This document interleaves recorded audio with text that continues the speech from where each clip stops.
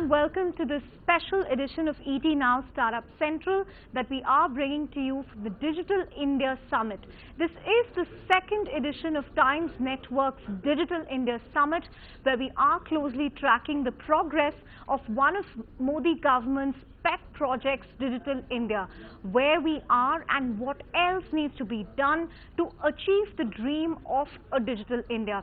And to really kick this off, we had a very special guest of honor, Union Minister for Telecom and IT, Ravi Shankar Prasad, who really gave us a sense of what all the government has done so far and what else it will do in the coming months and quarters in its effort to build a more digital India. Let's listen in. Digital India, Make in India, Skill India are all transformational programs designed to transform. And what is the essence of it? Not only to create a digital enabled society, but to create a digitally empowered India, enlightened India. That is the main theme of Digital India. Today, India has 1 billion plus mobile phones. Today, 99 crore, 990 millions are on Aadhaar, where we are delivering digital delivery of services. And now, just to give you a very interesting figure, we have saved close to 50,000 crores by directly giving the subsidy to the Aadhaar-enabled bank accounts of Indians, 35,559 crores. That's how good governance comes on the back of technology. I pushed my postal services network into the delivery of e-commerce consignments. As you all know, we have got 150,000 plus postal footprint from Kashmir to Kanyakumari. Old institution, speak list, I pushed them into e-commerce delivery. And ladies and gentlemen, I'm very happy to tell you that the parcel revenue has dipped by 2% in 13-14. It rose by 45% in 14-15, has risen by 120% by January of 2015-16. That's the scale which we are doing. When I had become minister, there were only 83,000 common service centers. Now they have crossed 1,57,000. In the coming year, I am going to make it 1 lakh plus more. And all these are in small mufassil areas of India. And I'm very happy to tell you that 20,000 of these common service centers are being run by women entrepreneurs alone. So we are going to push this BPO call center program in a very big way. But just to recall, post office is digitally connected, common service centers, optical fiber network infrastructure, and then BPOs. These four will complement and supplement each other for digital delivery of services and digital empowerment. That will strengthen the entire pyramid of Digital India. Obviously, a lot of market opportunities will come. I would request the telephone companies, the mobile companies present here to pick up few districts after the infrastructure is created. Go for marketing strategy, go for e-education, go for e-health, go for e-commerce, any other digital delivery you wish to have. Now, how India is changing? What is Digital India? We wish to bridge the digital divide. By digital divide, I don't mean literacy. I want to meet the technological divide. And as I have said earlier, ladies and gentlemen, Digital India for me means more for the poor, more for the underprivileged. And for me, the happiest day would be when a mason, a carpenter, an electrician are all using their smartphones to pick up good business in quest of a better livelihood for them. But they could realize they can foment their business by this instrument. And that is the Digital India's biggest tribute, which I am aiming for. Obviously, Make in India is integral to Digital India. I'm the Minister for Postal, I'm Minister for Communication, I'm Minister for IT, and I'm also Minister for Electronics. And when I say, let me convey my tribute to all the IT professionals who have made us proud. Today, India's IT export has crossed $100 billion. and I'm indeed very proud for this great achievement. Startup India, all things are a part of that process. I said electronic manufacturing must be pushed. We create enabling atmosphere. Today, telecom sector has received the highest FDI. I said I will push electronic manufacturing. When I had become minister or no, the total investment for electronic manufacturing was 11,700 crores. And today I am giving you the figures of 2 days ago. It has got 1,20,000 crore plus that has come into India in investment. Last year, we manufactured 11 crore mobile phones in India. The growth is 81%. CD, LED bulbs, solar panel, all are, I am pushing it further to create, and we have given duty differential access, other incentives. And what is the basic theme of Make in India? Come, make in India for India, and also export outside. And when you make in India, earn the benefits of an Indian company, and when you export outside, earn the benefit of an exporting company. All these things are working together. How India is changing, ladies and gentlemen? Something very interesting. And this figure, I thought I must tell you. We have got an e-tal. E-tal records all the digital services which are being given all over the country. Automatic recording. In 2014, Arno, this portal was recording 29.4 crore hits every month. In earlier 2015, it recorded 55 crore hits. And since January 2016, we are recording 107 crore hits monthly. That is the scale we are looking at. How digital delivery of services is rising in the country. That's what I want to tell you. We have to scale it more. We have also gone into digital engagement with Indians, MyGov platform. What is MyGov? MyGov, citizen-centric involvement. 2 million Indians engage. They give their advice. This whole Jan Dhan Yojana was, Jan Dhan name was given by them. Swachh Bharat Abhiyan, the logo Gandhi's 2 specs was suggested by them. That's how, I don't need to speak about Jan Dhan and other Yojanas, but what is this whole jam trinity? Jan Dhan, Aadhaar, Mobile. The focus of our program is banking the unbanked, securing the unsecured, pensioning the unpensioned, funding the unfunded. Banking the unbanked, funding the unfunded, securing the unsecured. Now all this can be accelerated through digital platform. Internet is one of the finest creations of human mind. If it is a global phenomena, it must have the linkage with the local in content and appearance both.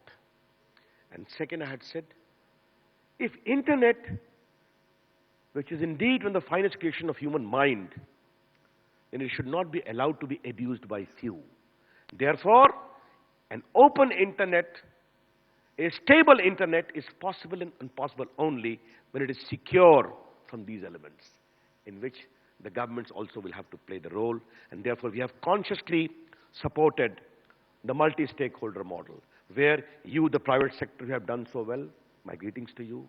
The NGOs, the civil society, the media, and the people of India, and the government, all have to work together in the growth of internet, which must be plural, which must be open, which must be representing the diversity, it must be inclusive, and which must be available without discrimination.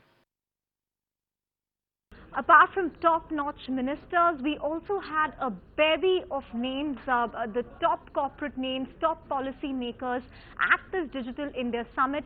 And ED Now's Chief Editor News, Supriya Srinath, moderated this plenary session where stakeholders from McKinsey, from NASSCOM, the head of BJP's IT cell, top names from Dell, Huawei, really weighed in on their own take of the progress that Digital India has made so far, and the initiatives or the gaps that the government has to fill going forward. Digital India is far beyond digital government. Digital India is far beyond digital government. Digital India, done well, has the potential to transform the lives of India, period. It has the potential to add 20 to 30% of our incremental GDP growth in the next 10 years. To put that in perspective, it's Make in India squared. It is 2.5 times the industry that my dear friend Star Chandrasekhar here represents from NASSCOM in terms of what the impact it has on India. And I'm so pleased that the government has actually taken this up, because if you wanted to transform lives of India, there is no better way to do it than empowered through technology. Fair point indeed. No better way to do it than empower through technology. But Arvind, this question is now coming your way, because you in some sense represent the ruling benches, and it's really your government's initiative and your government's mantra, Digital India. Will you help us understand the progress that have been made so far? We have, of course, seen some really cool apps that has been spoken about earlier this morning about whether it's Swachh Bharat, whether it's mygov.in, whether it's digital lockers. How are you going to essentially assess the progress, assess the success of some of what has been done already? Yeah, it's a very relevant thing to ask at about a 2-year anniversary, if you may call it, of Digital India, the government, which is probably the first digital government of the country. I think the minister talked about the optical fiber from 400 kilometers to going to about 1 lakh kilometers, 50,000 villages being connected. See, the highways, as I call them, need to be laid out, and they are being laid out at a very, very rapid pace. The cars that will run on those highways, the instruments, already we've seen the investment in the electronic sector from 11,000 crore go up to about 10 times, 1,10,000 crores. 11 crore handsets being made in India. So the prices will come down. And the destinations, which is the third part of Digital India, which is the startup entrepreneurship culture. At last count, I know Ravi and NASSCOM we can all keep debating the number of startups in India. I put it at 18,000. Somebody will say 12,000. I think the number of startups have quadrupled, and the outcomes are there. Success vis-a-vis the challenges, the gaps that still need to be filled. It's very good to have a slogan like that, because that is really the blitzkrieg. That's the inflection point, so to say, for a campaign like this. But if I may ask you, what are the challenges that you would want the government to address upfront? I mean, 2 years down the line for Digital India, gaps still remain. Well, first of all, Digital India, I think earlier question was, is it a choice or is it a elitist slogan? And I would argue that if India is coming from behind in a global GDP race, the best way to leapfrog is to use internet technologies, to use digital technologies. And as you start to ramp up, as we start to ramp up, within 10 years, you could be on the global forefront where number 3 GDP in the world, quality of living, sustainability, inclusiveness, and information rich. So to me, it's not a choice. This is the only way leapfrog can happen. Satyan, because you have the liberty of being a global insider here on this panel, I must ask you this question. The point that Amit made, we no longer have a choice whether we need to digitize or not. It is imperative upon us that we do. Now, if I may talk to you about how do you make Digital India more pervasive, more inclusive? What are the best global practices that India can perhaps pick up from? Because if the digital divide has to be bridged, we perhaps have to pick up from the best in the world. What would you share on that front? Yeah, I think one of the most interesting things about the digital economy around the world is actually the lack of government involvement to see it happen. I think, despite, these types of efforts are wonderful because it raises attention to what, will probably be one of the largest drivers of our economy in the next 10, 20 years. But if you look at most markets around the world, the primary role of the government has been simply to enable access, and enable access as openly and cost-effectively and affordably as possible. Mr. Chandrasekhar, if I may get you on the same point, like Satyan pointed out, the gaps are very visible and the gaps are obvious. Have you been on track of filling them? I think we have to recognize that we have a lot going for us, and there may be some gaps, but I don't think that we should necessarily be looking at what are the best practices or what are the best models globally. I think we can aspire to do much more than that, because we are at a unique point where the power and capability of technology allows us to solve some of the most persistent economic problems that the country has had in radically different ways which have never been done before. Sure.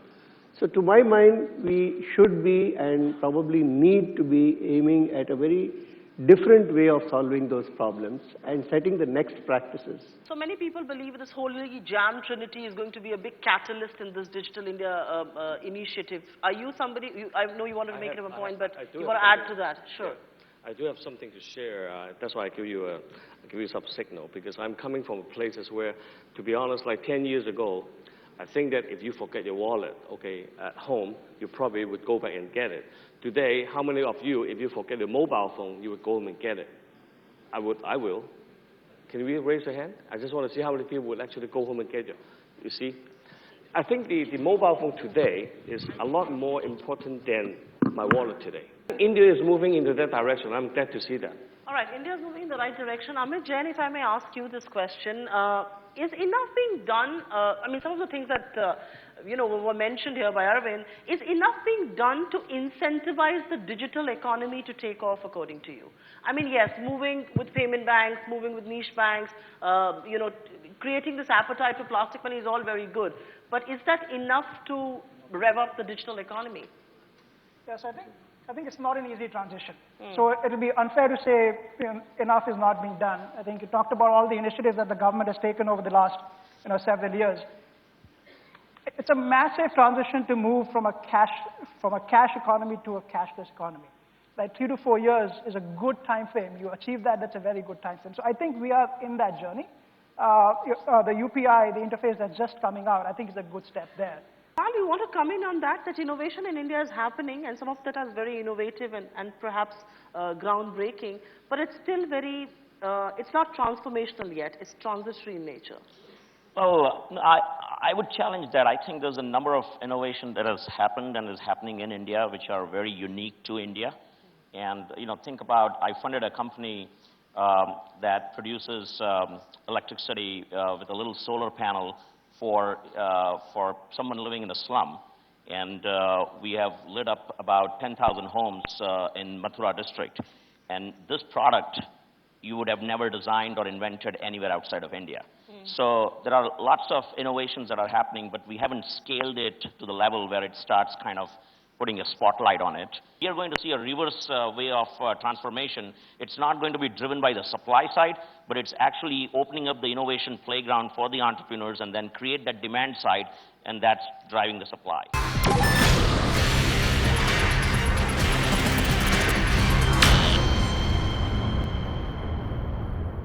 The idea of a digital India will not really be complete without addressing the entrepreneurship opportunities that this is bringing, and something that the government has highlighted as well through the Startup India movement. But what really needs to be done to broad-based digital entrepreneurs beyond consumer internet, beyond commerce, and really take this from urban India to Bharat? This is what we asked panelists at this rather fiery debate, and the House was certainly divided. Listen into this one. We're in what you would call digital revolution, but when we had the industrial revolution caused by the steam engine, but everybody who was an entrepreneur at that time was doing something in manufacturing. It wasn't somebody who was building steam engines. So this is much broader, because when you look at the whole digital space, the disruption is across multiple levels. You have disruption because you have a number of different pieces that have come together. Because it's cheap to store and process data, you have big data. You have tools like analytics which allow you to get intelligent information out of big data, right? You have a whole world which is connected, so communication is cheap, it's pervasive. So suddenly you have a lot of things. You have a lot of different ways of solving old problems. So, phones and letters, instead of that you've got email, you've got social platforms, social networking, all of those have taken over. Retail shops can be replaced with e-commerce, right? And then there are things that you couldn't really easily do before. 3D printing, for instance. Or if you look at virtual reality, augmented reality, many of those things. So you can do things differently, some you couldn't have done before. One of the reasons why, consumer internet and largely e-commerce is getting so much of the attention is also because of, I don't know, VCs like perhaps Helion or Seed Fund. I know you've been critical of Flipkart, but because most of the money has gone into these spaces, it's very easy to put money into a Flipkart because, it's a mental model of Amazon, Ola because it's a mental model of Uber. So how much of the blame really lies with VCs who, find it safe investing in models that they are familiar with, mental models of the West, vis-a-vis, companies that are made for India, so to speak? Sanjeev, come in on this. So maybe I can broaden your question as to how are VCs looking at consumer internet, not to duck the question that you asked, as to do we invest in originals or in copycats. So I think if you really see two industries which have been disrupted by consumer internet on a global basis are retail and transportation. And I think that phenomena is no different in any other part of the world, whether it is US or whether it is China or whether it is India. At the end of the day, consumer internet is a horizontal platform. Mahesh, because you've been pretty skeptical about this space. I think I have a slightly different view of this. I think what Sanjeev gave you is maybe the top-down view. My view starts, every comparison with China kind of assumes that India is comparable to China in the internet space because we're a large country and they're a large country, but it's not really truly so. A lot of analyst beliefs was what happens in the US goes into BRICS countries, Brazil, Russia, India, China, South Africa. So you hence went in with the theory that, okay, if I built a Google in the US, I can build a Yandex in Russia and I can build a Baidu in China. If I can build a Facebook in the US, I can build a VKontact in Russia and I can build a Narendra in China. A Twitter in the US, I can build a Weibo in China. Interestingly enough, and this is something I've been somewhat notoriously known for, the Google of India is Google and the Facebook of India is Facebook. And the difference between China and it's almost comparing China with India is like comparing a planet with comparing a country. Sanjay, do you agree with Mahesh? Is ShopClues going to be the ShopClues of India, or is some other US company going to dominate the market here? He's almost questioned your presence. No, I'm not in the corner. And so he has a point of view, and I think it's his point of view. I think winners and losers are decided when there's a finish line. Who has the finish line? Where is the finish line?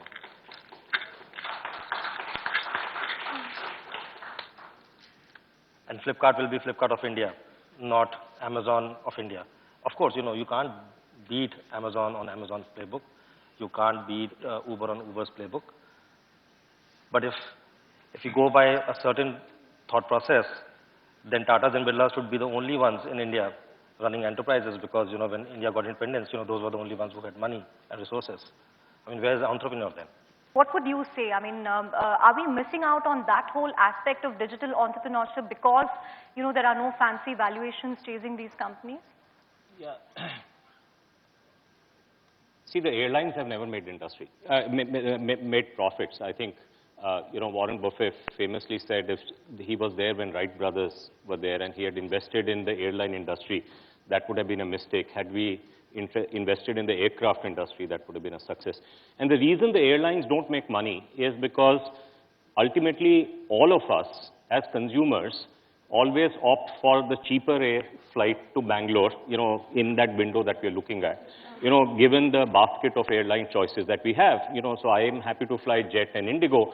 And very often if there is substantial fare difference, I'll pick the lower fare airline.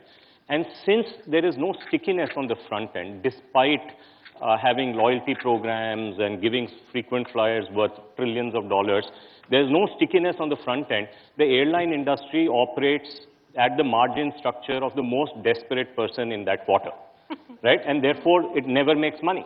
There is a structure of the market that prevents it from making money. And that is the case with e-commerce, unfortunately, right? It has no stickiness on the front end. With a few exceptions, none of them have actually focused on making that happen. So it is not an industry that's going to make money, but like Vijay Mallya went from a billionaire to probably a millionaire on the back of the airline industry, there'll be lots of investors who will do the same. So I would rather... Millionaires to millionaires. Exactly. And so I would rather invest in the aircraft industry. I would rather be a avionics supplier to an aircraft who will then sell to the money-losing airline. And I have managed to do that as an angel investor with Unboxed and other investments. But so my point is, really, do you want to operate in a pickaxe business or do you want to operate in the gold rush business? I don't believe that the e-commerce is ever going to be meaningfully profitable here in India. That brings us to the special edition of ET Now Startup Central. We certainly will be tracking closely the government's progress in Digital India. Thanks so much for watching this special edition.